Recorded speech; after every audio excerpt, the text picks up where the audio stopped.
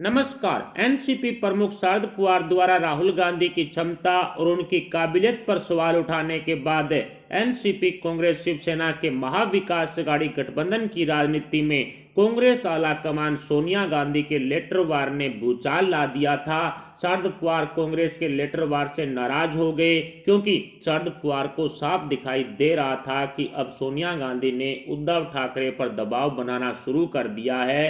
सोनिया गांधी के दबाव में उद्धव ठाकरे अब एनसीपी से मलाईदार मंत्रालय छीन करके कहीं ना कहीं कांग्रेस को देंगे। कांग्रेस की भी उद्धव सरकार में बराबर की भागीदारी करेंगे। इसलिए पवार ने पहले ही उद्धव ठाकरे के सामने नाराजगी व्यक्त कर दी, जिसकी वजह से उद्धव ठाकरे भी डर गए कि कहीं सोनिया और कांग्रेस को खुश करने के लिए एनसीपी और शरद पवार उनके हाथों से ना निकल जाए।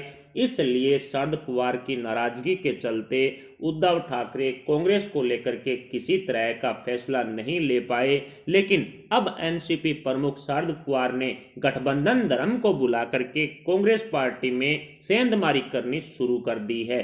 कांग्रेस में तोड़फोड़ कर एनसीपी ने 18 पार्षदों को अपने साथ मिला लिया है, जिसकी वजह से कांग्रेसी नेताओं का अब जो पारा है वो हाई हो चुका है। कहा जा सकता है कि एनसीपी और कांग्रेस के बीच में वार पलटवार शुरू हो चुके हैं।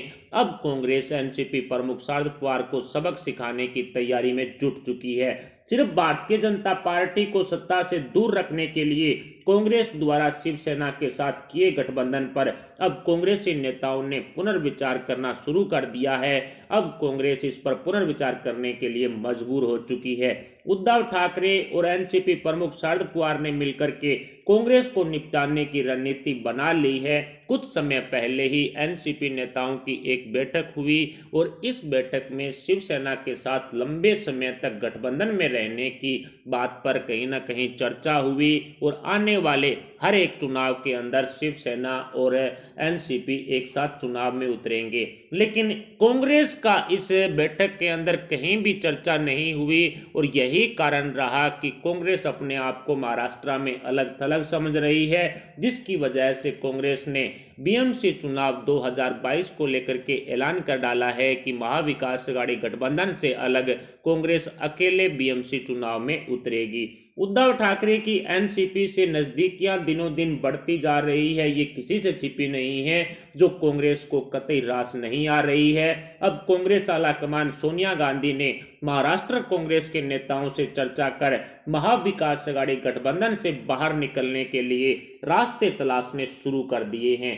एनसीपी कांग्रेस के नेताओं में आए दिन हो रहे वार पलटवार से कांग्रेस की छवि को भी नुकसान हो रहा है। जिस तरह से एनसीपी एक क्षेत्रीय पार्टी है, लेकिन कांग्रेस एक नेशनल लेवल की पार्टी है। महाराष्ट्र के साथ साथ अन्य जगह पर भी, अन्य राज्यों में भी कांग्रेस की फजीयत हो रही है और महाराष्ट्र कांग्रेस में अशोक चव्हाण, संजय निरुपम, मिलन देवड़ा जैसे नेता पार्टी छोड़ने के लिए मजबूर हो रहे हैं, क्योंकि कांग्रेस पार्टी की छवि महाराष्ट्र में खराब हो रही है, जिसकी वजह से कांग्रेसी नेताओं का राजनीतिक करियर भी बर्बाद हो रहा है। राजनीतिक भविष्य पर भी कई तरह के क्वेश्चन मार्क लग चुके हैं।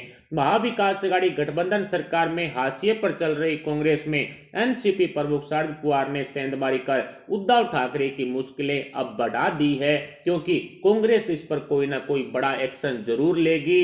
हालांकि एनसीपी प्रमुख शरद पवार ने पहले शिवसेना में भी सेंधमारी की थी, लेकिन उद्धव ठाकरे ने अपनी सीएम गद्दी बचाए रखने के लिए सिर्फ पवार के खिलाफ ही कड़ा रुख अपनाया, जिसकी वजह से एनसीपी ने शिवसेना के 5 पार्षद वापस लौटा दिए थे एक हफ्ते के भीतर ही। लेकिन अब जिस तरह से कांग्रेस में तोड़फोड़ की गई है, उससे ना ही तो कांग्रेस के पास सीएम गद्दी है, ना ही डिप्टी सीएम की गद्दी है, ना ही कोई मलाईदार मंत्रालय है, यानी कि बराबर की भागीदारी कहीं ना कहीं कांग्रेस की नहीं है। तो अब कांग्रेस इसको बर्दाश्त नहीं करेगी।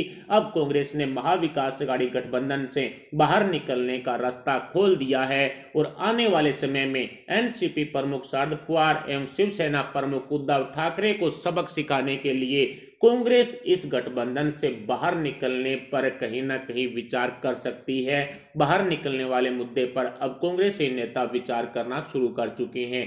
एनसीपी नेता अजीत पवार द्वारा कांग्रेस के नेताओं का फंड रोकने की शिकायत भी कांग्रेसी नेताओं ने सोनिया गांधी से कई बार की है, लेकिन इस पर सोनिया गांधी ने ज्यादा ध्यान नहीं दिया। लेकिन इस बार गठबंधन में परिस्थितियां बदल चुकी है और इस बार जो अजीत पवार एनसीपी नेताओं की शिकायत सोनिया गांधी के पास पहुंची है, उससे सोनिया गांधी काफी आग बबूला हो चुकी है। इस बार कांग्रेस आर पार के मूड में है और इसका एग्जाम्पल लेटर वार में स्पष्ट देखने को मिल गया था। उद्धव ठाकरे को महाविकास अघाड़ी गठबंधन निर्माण के समय जो वादे तय हुए थे, कॉमन मिनिमम प्रोग्राम जो तय हुआ था, उसकी याद दिला करके उस पत्र को सार्वजनिक करना ये कांग्रेस आलाकमान की उद्धव ठाकरे को अंतिम चेतावनी थी। अब अंतिम चेतावनी उद्धव सरकार को मिल चुकी है और ऊपर से बीजेपी नेताओं ने भी उद्धव ठाकरे के गढ़ में सेंधमारी कर ली है। उद्धव ठाकरे के एक नेता और पूर्व विधायक बाला साहब सानप ने शिवसेना को तगड़ा झटका दे दिया। हालांकि बाला साहब सानप के बीजेपी में शामिल होने से शिवसेना को कोई फर्क तो नहीं पड़ा, लेकिन उन नाराज विधायकों के लिए, उन नाराज शिवसेना के नेताओं के लिए दरवाजा कहीं ना कहीं बाला साहब सानप ने खोल दिया है। उद्धव ठाकरे के गढ़ में सेंधमारी करने की शुरुआत हो चुकी है, जिस वजह से उद्धव ठाकरे की मुश्किलें बढ़ती जा रही है। उद्धव ठाकरे की सीएम कुर्सी पर अब कांग्रेस का ग्रहण लग सकता है और उससे पहले हो सकता है कि बीजेपी नेताओं की तरफ से महाविकास अघाड़ी गठबंधन में सेंधमारी कर किसी तरह का कोई बड़ा फैसला ले लिया जाए। और वैसे भी भारतीय जनता पार्टी के नेताओं ने अगले 2-3 महीने के भीतर महाराष्ट्र में एक अल्टरनेटिव सरकार बनाने का ऐलान किया है, यानी कि किसी तरह से भी अब बीजेपी नेताओं ने महाविकास अघाड़ी गठबंधन में सेंधमारी कर उद्धव सरकार पर संकट मंडरवाना है। अजीत पवार शरद पवार के बीच में पहले से ही काफी ज्यादा तनातनी चल रही है। ऊपर से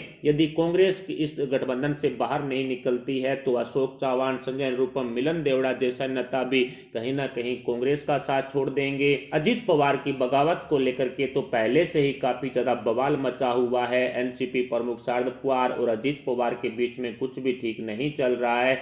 दोनों नेताओं के बीच में आपसी घमासान काफी ज्यादा है।